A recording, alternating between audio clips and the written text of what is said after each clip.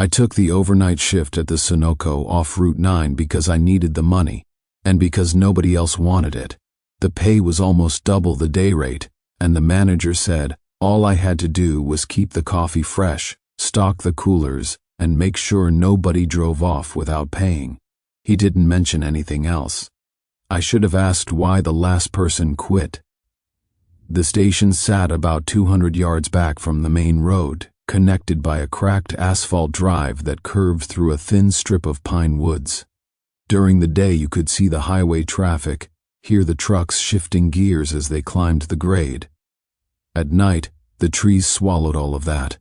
The fluorescent lights above the pumps created this bubble of white light that just stopped at the tree line, like the darkness was a solid thing pressing up against it. My first week was quiet. I'd show up at 11 p.m., get the handoff from the evening guy, and settle in behind the counter with my phone and a thermos of coffee.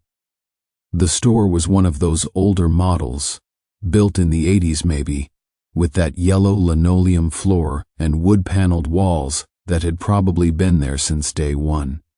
There were 4 aisles of snacks and car supplies, a cold case for beer along the back wall, and a coffee station that looked like it had survived a small fire at some point.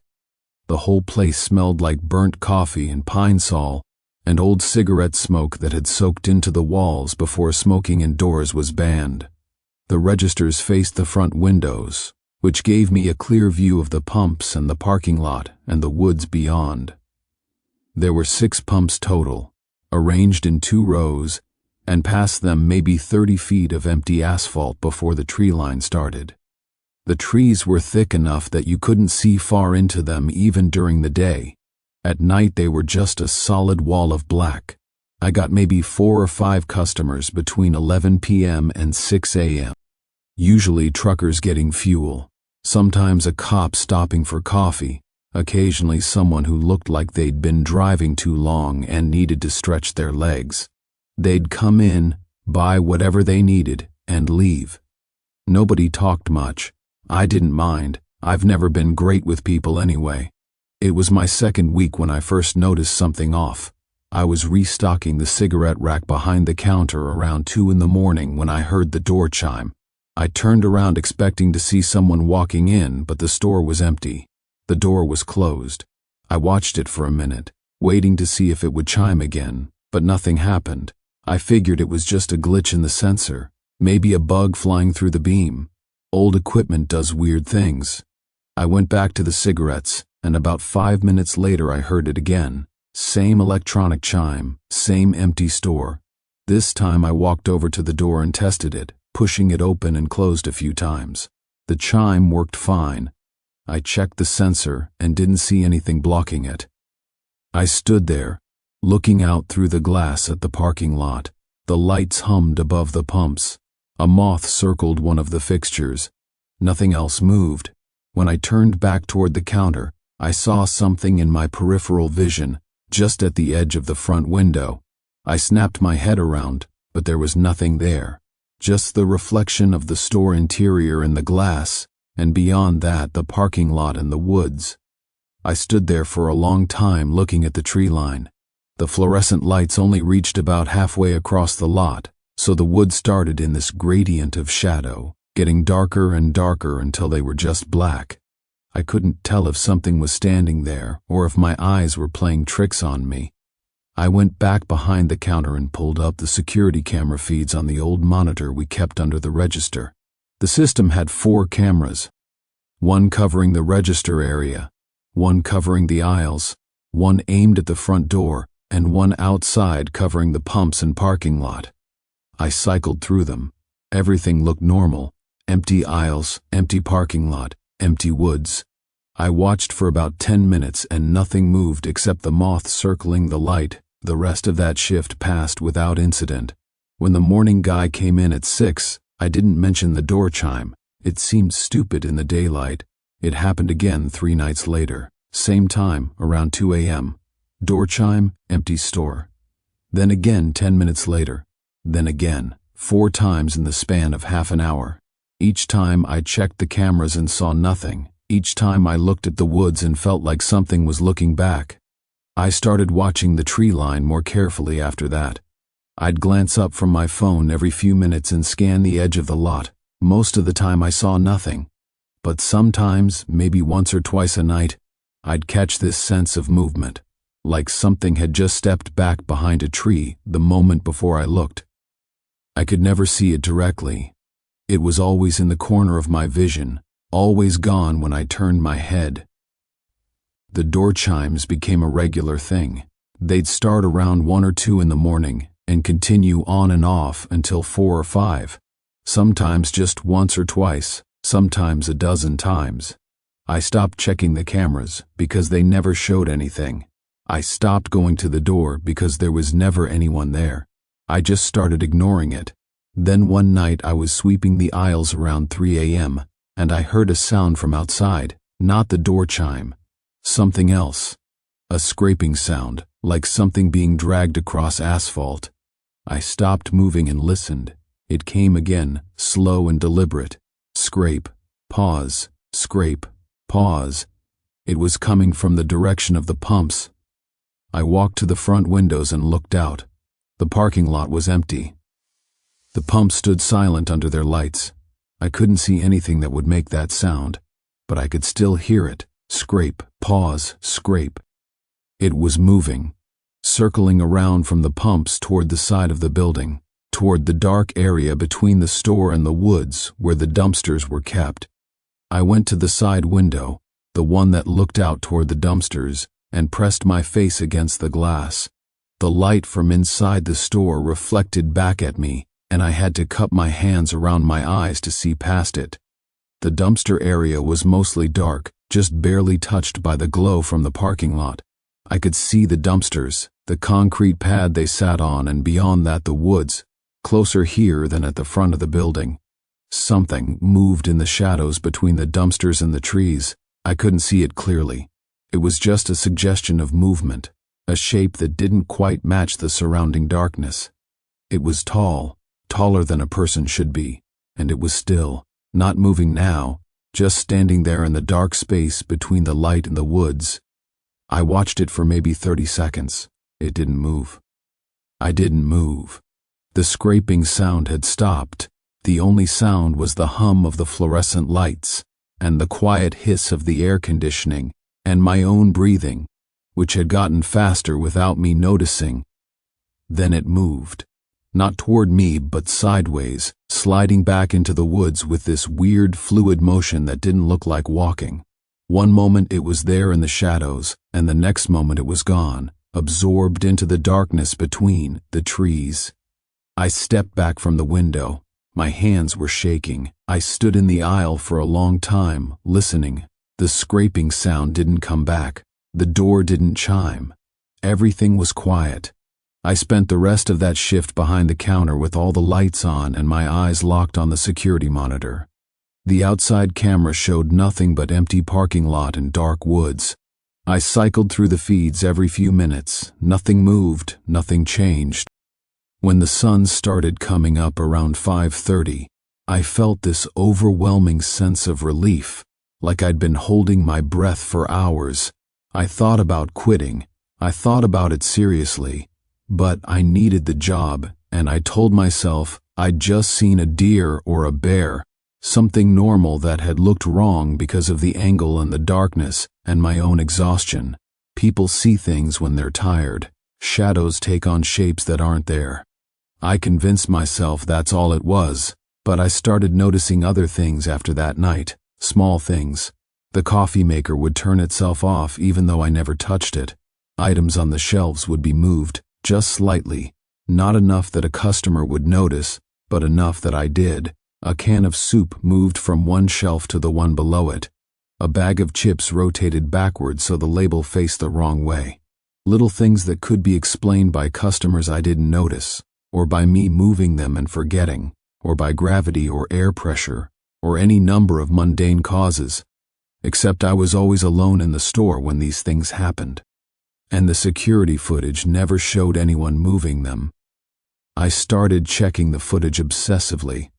I'd watch the recordings from the previous night during my breaks, cycling through the 4 cameras, watching the empty store and the empty parking lot. Most of the time I saw nothing unusual, just me behind the counter, me restocking shelves, me sweeping floors, just empty aisles and empty space. But sometimes, maybe once a week, I'd catch something on the outside camera. A frame or two of distortion, like a vertical line of static cutting through the image. It would appear in the same place each time, at the edge of the frame where the parking lot met the woods. The distortion would last maybe a tenth of a second, barely noticeable unless you were watching closely. And after it appeared, the recording would skip forward by exactly 7 seconds. 7 seconds of missing time over and over, always after the distortion. I tried to tell myself it was just a glitch in the system. Old equipment, dirty recording heads, magnetic interference from something. But the distortion always appeared in the same spot, and it was always followed by missing time, and I started to realize that the distortion looked like something, not random static, but a shape, tall and narrow and wrong. I stopped watching the recordings after that. The door chimes got worse. They'd start earlier in the night now, sometimes as early as midnight, and continue until dawn. Chime, pause, chime. Sometimes in regular intervals like a heartbeat, sometimes random, sometimes in patterns that felt almost like communication. 3 chimes, pause, 2 chimes, pause, 3 chimes again. I started wearing headphones to block it out, but I could still hear it underneath the music, a faint electronic tone cutting through, and I started seeing it more clearly, not in person. I never saw it inside the store or in the parking lot where the lights reached, but in the reflections. In the front windows after dark, I'd catch glimpses of something standing behind me, visible in the glass, but not there when I turned around. In the monitor screen when it was turned off, a dark shape imposed over my own reflection.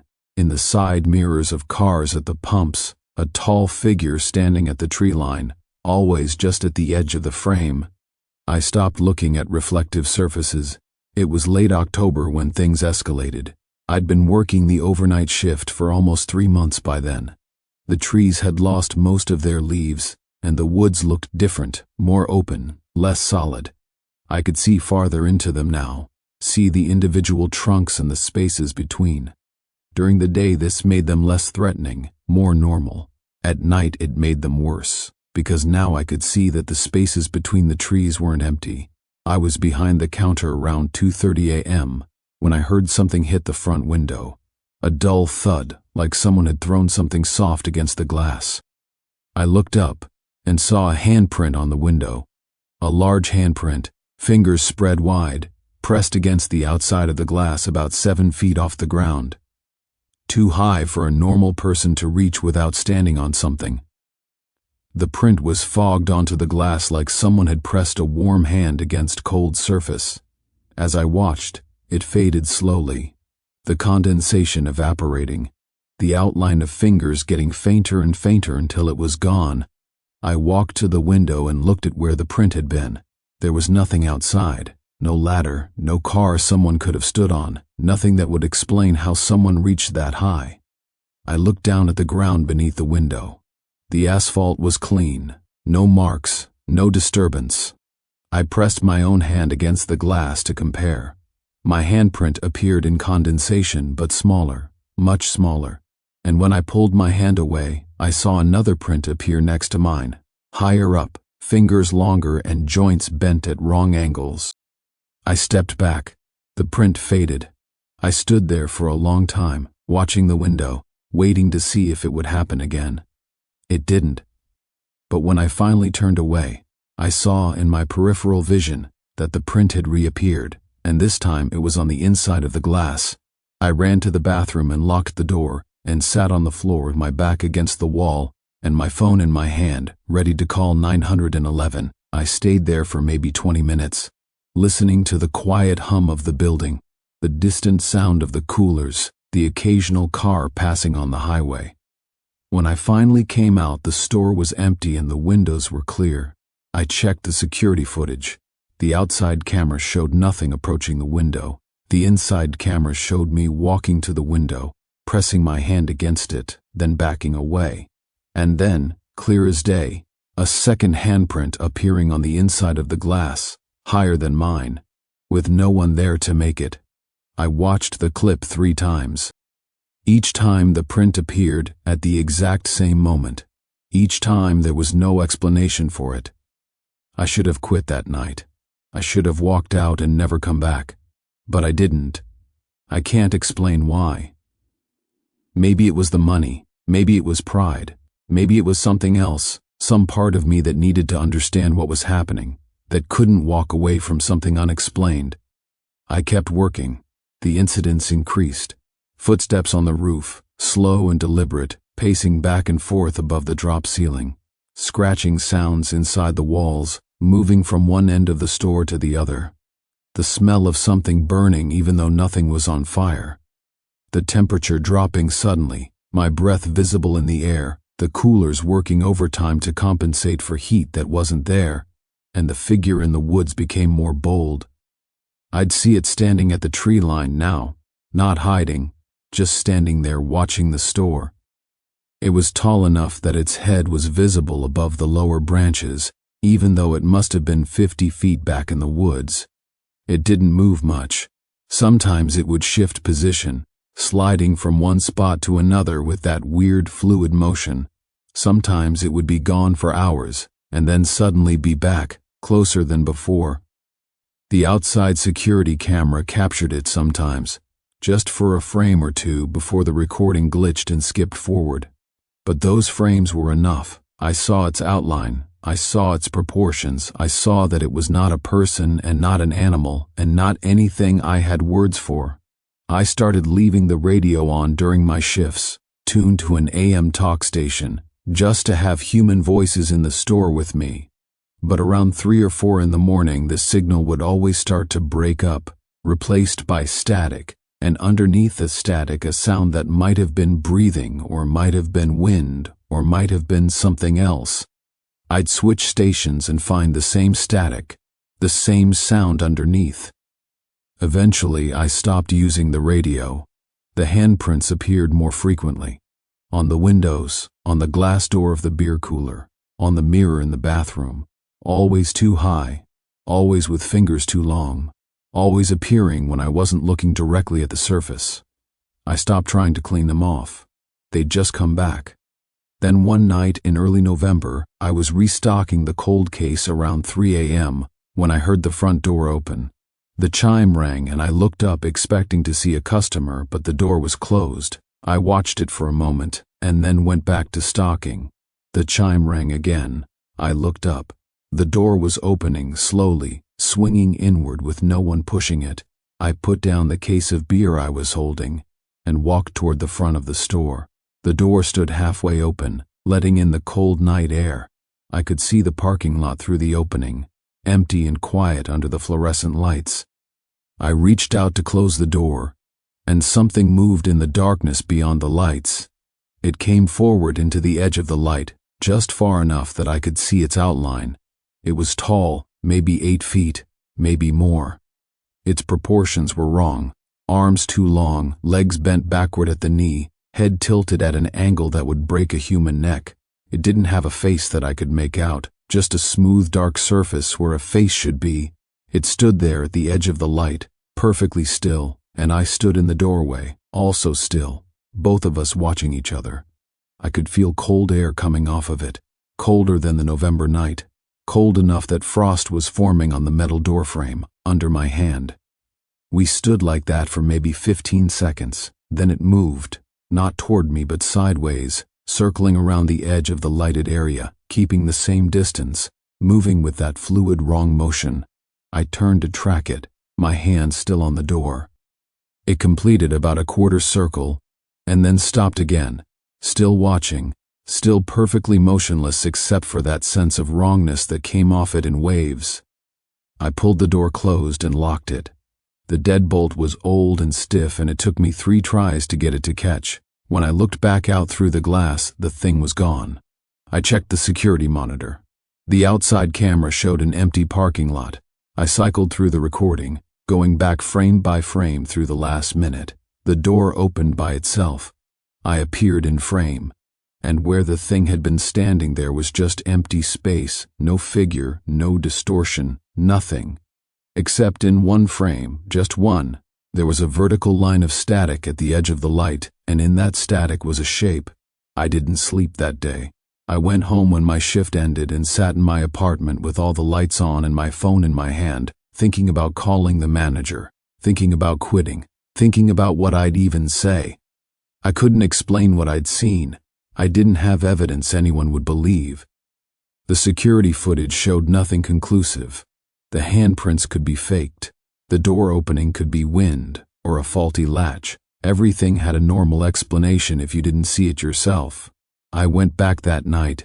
I can't explain why. I should have quit. I should have run. But I went back and I clocked in and I took my position behind the counter, and I waited. It appeared around 1 a.m., standing in its usual spot at the tree line. I could see it clearly now, no longer hiding, just standing there in full view. The security camera didn't capture it. The recording showed empty woods, but I could see it with my own eyes, tall and wrong and patient. The door chimes started, over and over, every 30 seconds, like something was testing the entrance, checking if I'd left it unlocked. I kept my eyes on the figure in the woods. It didn't move. The chiming continued for an hour. Then it stopped. The store went silent. Even the hum of the fluorescent lights seemed to fade. And in that silence, I heard something else. Breathing. Slow and deep, coming from somewhere inside the store. I checked the aisles. Empty. I checked the bathroom. Empty. I checked the back room. Empty. But I could still hear it, that slow rhythmic breathing, coming from everywhere and nowhere. I went back to the counter and pulled up the security feeds. The inside cameras showed only me, standing alone in the empty store. But the audio pickup on the register camera was working, and when I turned up the volume I could hear it clearly. Breathing, in and out, slow and steady and way too close. I looked up from the monitor and saw my reflection in the dark screen of the television mounted on the wall behind the counter. And in that reflection, standing directly behind me, was the figure from the woods. I spun around. Nothing there, just empty space and the wall with its faded posters for lottery tickets and beer promotions. I looked back at the TV screen. The reflection showed it still standing behind me, close enough to touch. Its smooth dark head tilted down toward me. I grabbed my keys and my phone and ran for the door. I didn't look back. I didn't check the cameras. I didn't close out the register. I just unlocked the door and ran to my car and drove away, and didn't stop until I was back in my apartment with the door locked and the lights on. I called the manager the next morning and told him I quit. He asked why, and I said personal reasons. He tried to convince me to stay. Said he'd give me a raise, said he'd find someone to work with me so I wouldn't be alone. I told him no. He got angry and said I was leaving him in a bad spot and that I wouldn't be able to use him as a reference. I said that was fine. I never went back to that gas station, not as an employee and not as a customer. I drive past it sometimes when I'm on Route 9, and I always look at the woods as I pass. The trees are thick and dark and they press up close to the building. During the day it looks normal. Just another old gas station off a rural highway. But I know what's in those woods. I know what watches from the tree line. And I know it's still there, waiting, patient, standing in the dark places between the light and the trees. The manager called me a few weeks after I quit. He said they'd found something wrong with the security system, some kind of interference that was causing the glitches and the missing footage. He said they'd fixed it. He said if I wanted to come back, the overnight position was still open. I told him I wasn't interested. He paused and then asked if I'd ever seen anything weird during my shifts. I almost told him everything, but then I heard something in the background of the call, behind his voice, a door chime, electronic and distant but unmistakable, and underneath it, very faint, the sound of breathing. I hung up. I heard later that the station closed down about 6 months after I left. The manager said it wasn't profitable anymore, that highway traffic had decreased, that it didn't make sense to stay open overnight. He sold the property to someone who was going to turn it into a storage facility or something. I don't know if that ever happened. I drove past it last week. The pumps are still there, but the canopy lights are off. The windows of the store are dark, and there's a chain across the driveway entrance. The building looks smaller than I remember, more run down, more forgotten, but the woods are still there, still thick and dark and pressed up close to the building. And as I drove past, I saw something standing at the tree line, tall and still and wrong, watching the empty store the way it used to watch me. I didn't slow down. I kept driving and I didn't look back. Some places attract things. I don't know why. Maybe it's the isolation, maybe it's something about the location, maybe it's just random. But that gas station was one of those places, and whatever was in those woods wasn't there by accident. I think about the next person who takes an overnight shift at a place like that, some truck stop or convenience store or rest area off a quiet highway. I think about them settling in behind the counter, alone in the fluorescent light, watching the darkness press against the windows. I think about the first time they'll hear the door chime with no one there, the first time they'll see something move in their peripheral vision, the first time they'll feel like they're being watched, and I wonder if they'll leave when they should, or if they'll stay, like I did. Until staying becomes impossible, I hope they leave. I hope they trust their instincts and walk away and don't look back, because some things don't want to hurt you. They don't want to kill you or chase you or even touch you. They just want to watch and wait and be seen, and that's so much worse.